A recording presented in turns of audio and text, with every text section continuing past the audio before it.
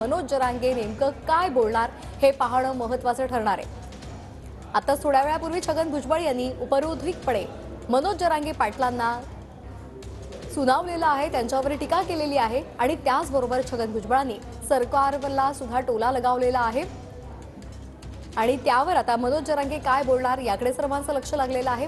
कालच सरकारचं शिष्टमंडळ सुद्धा मनोज जरांगे पाटलांच्या भेटीसाठी गेलं होतं, त्यावेळी चर्चा झाली होती।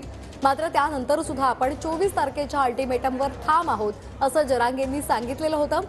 आता या अल्टिमेटम संदर्भात मनोज जरांगे काय बोलतात हे पाहणं महत्त्वाचं ठरणार आहे। त्याचबरोबर काल जी चर्चा झाली त्या संदर्भात ते काय आज बांधवांना मार्गदर्शन करताना सांगतायत का हे पाहणं सुद्धा महत्त्वाचं ठरणार आहे। त्याचबरोबर 24 तारखेनंतर काय या संदर्भातली पुढची दिशा काय असेल याबद्दल सुद्धा आज मनोज जरांगे काही भाष्य करणार का हे पाहणं महत्त्वाचं ठरणार आहे। परभणीच्या सेलूमधली ही थेट दृश्य आपण TV9च्या माध्यमातून पाहतोय।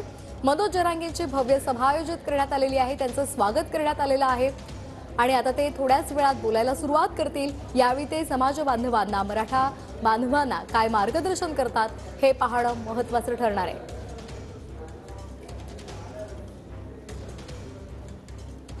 या संदर्भात अधिक माहिती घेऊयात आमचे प्रतिनिधी संजय सरोदे यांच्याकडून। संजय, काय अधिकची माहिती आता थोड्याच वेळात सभेला सुरुवात होणार आहे?